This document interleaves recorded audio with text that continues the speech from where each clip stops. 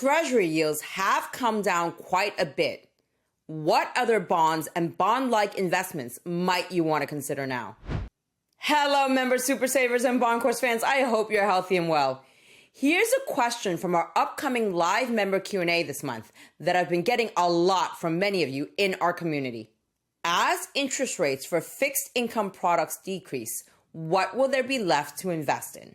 As the Fed cuts rates, then Treasury notes, CDs, TIPS, and I-bond rates will decrease. So with that in mind, here are the 3 topics we'll be covering in today's update video. 1. What other bonds and bond-like investments might you want to consider currently? 2. Where did Treasury yields end this past week? And 3. What's on the upcoming Treasury auction schedule? And what are the highest yielding new issue agencies, corporates, and brokered CDs right now? As usual, here's our front of video disclaimer. For a detailed disclaimer, please refer to the end of this video. Let's dive in now, folks.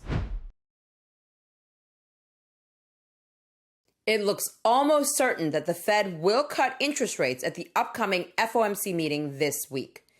55% of the market is betting on a 25 basis point cut down to 5 and 5.25%, according to the CME Group's Fed Watch tool.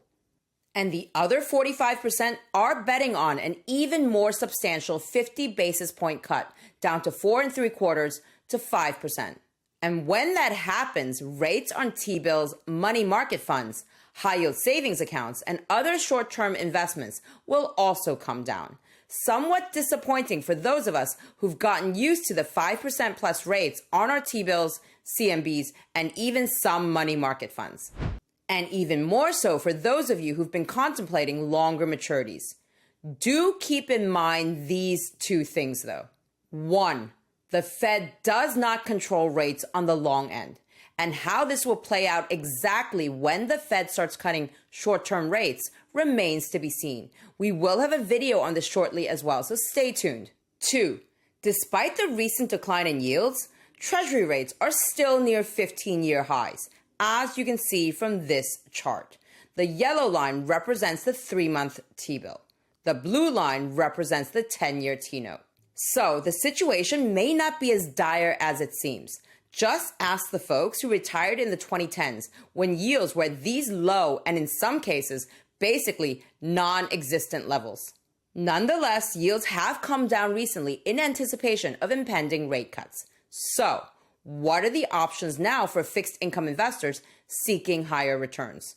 Well, the first option, if you're happy with your existing strategy, is to continue doing whatever you've been doing, whether that may be auto-rolling T-bills or dollar cost averaging into coupon-paying Treasury notes, bonds, and or inflation-protected securities. As I just showed you, rates are still fairly attractive relative to the past decade and a half or so. The second option, if you want to stick to T-notes and bonds and do not rely on the coupon payments for income, would be to consider Treasury zeros. Treasury zeros, as the name suggests, do not pay out any regular coupon payments, so you don't get any regular cash flow from them before they mature. However, and mostly for the same reason, Treasury zeros of certain longer maturities are yielding a bit more than their coupon-paying counterparts at the time of this taping. If you're new to Treasury zeros, check out this video, link below to learn more about them. Bond beginners, folks, please refer back to this video in the course on Treasury zeros for a refresher and to see whether they may be a good fit for you or not. The third option, if you're willing to move slightly higher on the risk spectrum, would be to look at agency bonds. The highest yielding agency bonds are typically callable, but as we talked about in these 2 recent videos, also linked below, you can find longer dated non-callable agency bonds on the secondary market with yields above 4%. The highest yielding one we could find at the time of this taping was this Tennessee Valley Authority, TVA one here, with an ask yield of nearly 4.4%, maturing in 2039. And yes, it is also a 0 coupon bond.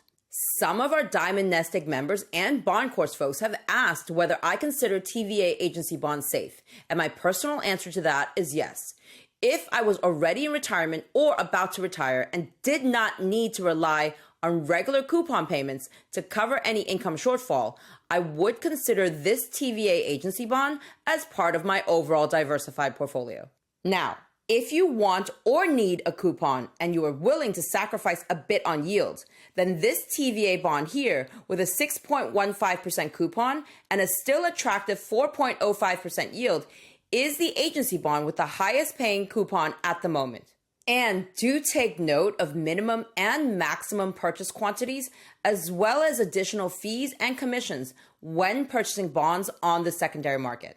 Moving on now to the fourth option. If you're willing to take on even more risk for even more return, then consider investment-grade municipal and/or corporate bonds. As I touched upon earlier, I personally consider agency bonds to be safe and conservative overall. And I also think that investment-grade munis and corporates are safe and conservative overall as part of a diversified portfolio, as do many market participants in the industry.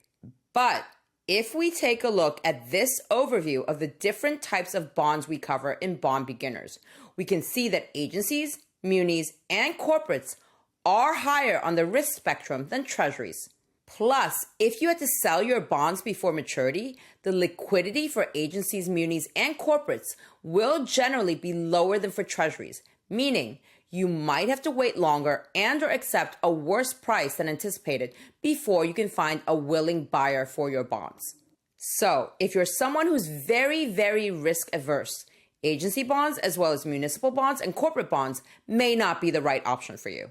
Remember, in the universe of bonds, it's always higher risk, higher return. Those essentially risk-free 5% returns on T-bills that we've been getting have been really nice. But right now, you will have to move beyond treasuries if you want a higher yield, and especially on the medium and long end, meaning you will need to take on a bit more risk if you want to get a bit of a higher return. Also remember that taxation may differ depending on the type of bond. Bond Beginners, folks, please refer back to Module 8 on agency bonds, Module 9 on municipal bonds, and Module 10 on corporate bonds for a refresh on anything we've just talked about, as I do think there are some attractive opportunities in these areas, depending on your individual situation. And if you're not in our bond courses and want to learn about bond investing and building a bond portfolio before the Fed rates go down any further, then check out our popular bond course bundle on our website. Use coupon code FALL2024 to get a 10% discount on all our courses today, September 15th, before midnight Eastern Time, 9 p.m. Pacific Time. And as a reminder, our next live Bond Beginners course session is happening in October. And last but not least, the fifth option, if you want something bond-like with potentially higher returns or a guaranteed lifetime income stream, look at CDs and or annuities. And yes, we are working on those annuity videos for those of you who've requested them. So stay tuned. For now, though, for today, let's move on to the next section of this video. As we so often do at the end of a week, let's see where we stand and compare Treasury yields from this past Friday versus the previous week. Here we have all the maturities that the Treasury issues at auction. Here's where yields stood this past Friday, and here's where yields stood at the end of the previous week. As you can see, Treasury yields were down again for the week across every maturity, which should not really come as a surprise, as the latest economic data essentially gave the green light for a Fed rate cut this coming week. And yes, the market seems to be pricing in the expected rate cut already before it actually happens, as we also saw on the yield chart from before. Now, let's take a look at Treasury yields from this past Friday versus the beginning of this year. This row shows where rates ended this past Friday. This row shows where rates were on January 2nd. And this row shows the increase or decrease in rates since the beginning of this year to the time of this taping. Decreases in rates are shown in red. Treasury yields across all these maturities are again lower than where they were at the start of the year. Now, we can see the smallest differences, the smallest rate reductions on the long end here, where the 30-year, for example, has come down by 10 basis points only.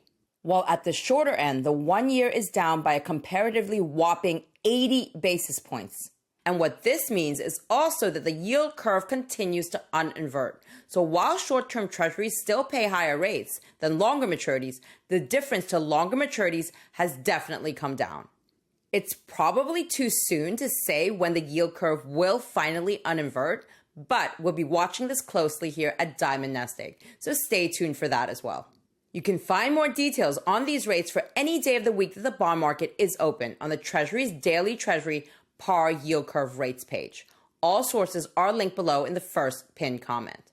Do keep in mind that this overview gives you a general feeling for where rates currently stand along the maturity spectrum. The yields that you may get when you buy at a specific auction or from a specific broker, or when you sell, will likely differ a little bit from what's shown here. Now that we've covered Treasury yields from this past week, let's move on to the next section of this video, especially for those of you who are interested in agencies, corporates, and brokered CDs as well.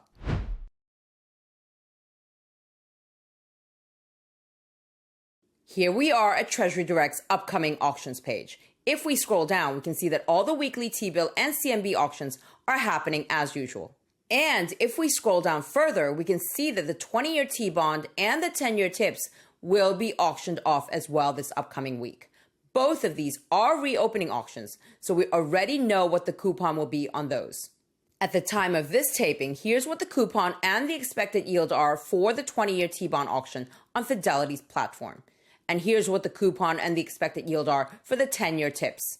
Do keep in mind that all of these numbers can and usually do change all the way up to the time of the auction. For those of you interested in agency and corporate bonds for a bit of a higher yield, here's where the highest yielding new issue agency bonds stand at the time of this taping. For corporate bonds, here's where the highest yielding new issues stand at the moment. And for brokered CDs, here's where the highest yielding new issues are currently. Remember that regardless of whether we're talking about agency bonds, corporate bonds, or brokered CDs, currently the higher yielding ones that are a bit further out in terms of maturity are generally callable, as I mentioned earlier. So keep an eye out when the first call date might be on those. All right, members, super savers, and bond course fans, I hope you enjoyed this video and learned something new. And if you want to learn about the safest, easiest, and fastest ways to get started with bond investing and building out your bond portfolio, especially in times that may see continuing market uncertainty, then check out this video here on our 2024 bond courses. Use coupon code FALL2024 to get a 10% discount on all our courses today, September 15th, before midnight Eastern Time, 9 p.m. Pacific Time. And as a reminder, our next live Bond Beginners course session is happening in October. I've also linked all the details on our bond courses and YouTube Super Saver membership below this video for your convenience. Good luck to everyone who's planning on picking up some bonds and CDs this week. And see you again very soon with more brand new wealth building content for your financial journey.